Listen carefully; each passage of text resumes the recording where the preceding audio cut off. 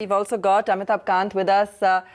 Mr. Kant, let me come to you on the one big question that everyone's asking after this, this mammoth budget speech that we've just heard from the finance minister. Do you think this budget has what it takes to really move the needle on growth? Mr. Kant, if you can hear me in a minute, as he does, connect with all the technology we're lucky to have these days. Mr. Kant, if you can hear me, thank you so much for joining us. All of the fine print being assessed right now on the budget, and want to get your understanding on the one big question everyone has. Does this budget really have anything you feel can move the needle on growth?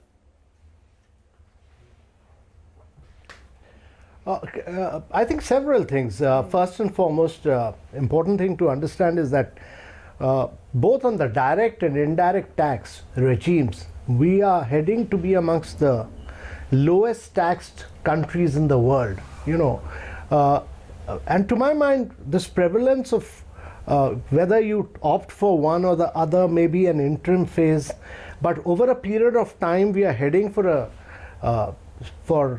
taxation regimes which will be very simple, least complex, and will have a very low tax regime, and that's important to understand. Secondly, I think India's true requirement is in the area of infrastructure. How do we create world-class infrastructure across sectors?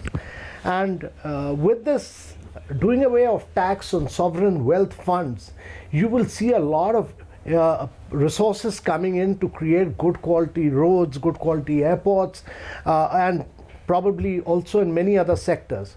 Thirdly, I think my personal belief is that it's not the government which is going to drive India's economy. It's not possible for government expenditure.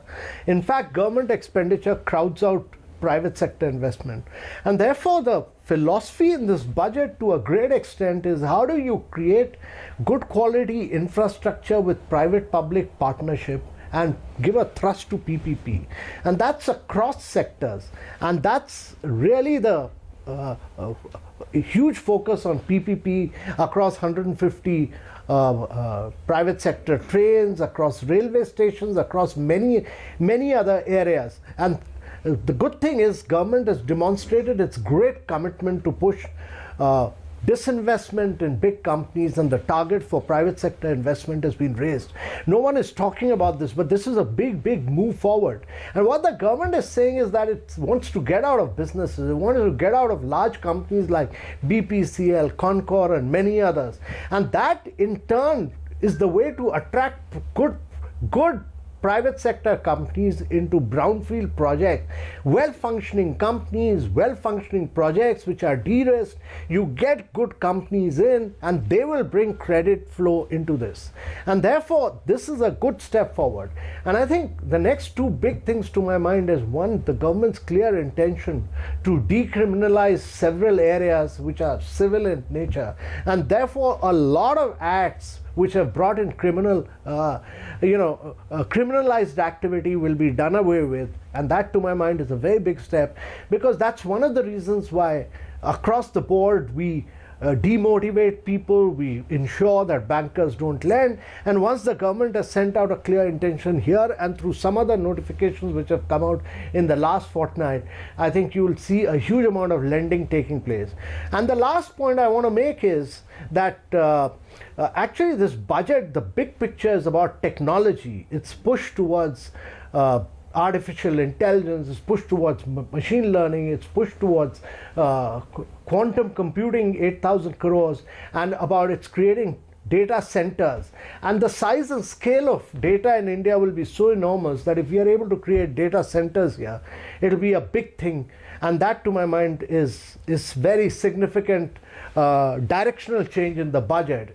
It's a pro-technology, and actually it's a budget which drives technological onslaught of India.